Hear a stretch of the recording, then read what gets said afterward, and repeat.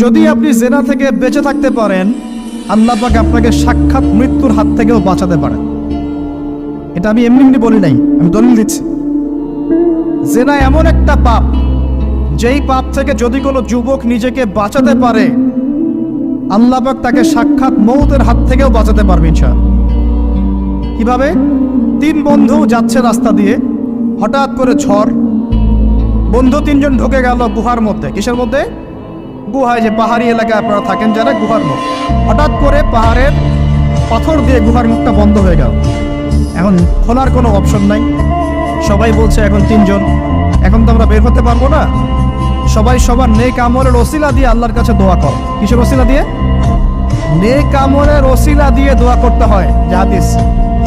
এই ছেলে বলছে, যুবক ছেলে, আল্লাহ, আমার একজন চাচাতো বোন ছিল, তো চাচাতো বোনকে সে খুব ভালোবাসতো, তাকে সে পেতে চাইতো, মানে তার সাথে সেক্সুয়াল সম্পর্ক করতে চাইতো, সোজা কথা বলে।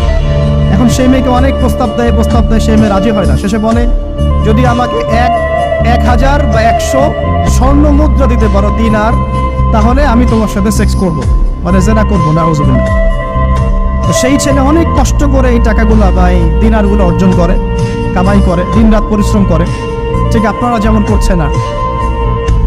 তো এরপর সে তার স্বর্ণ মুদ্রা দেয়, দিয়ে বলে যে এখন আমাকে আমার কাজ করতে দাও। তখন সেই মেয়ে রাজি হয়। ঠিক যে মুহূর্তে তারা সেক্সুয়াল সম্পর্কটা করবে, ঠিক ওই মুহূর্তেই এই মেয়ে বলে ওঠে, হে আল্লাহর বান্দা, আল্লাহকে ভয় করো। আমি সারা জীবন আমার সতীত্বকে ধরে রেখেছি, কাউকে দেইনি। আমি কারোর সাথে এরকম অন্যায় করি নাই, আমি খারাপ মেয়ে নই, তুমি আমার ইজ্জতটা নষ্ট করো না। কে বলছে কথা? মেয়ে।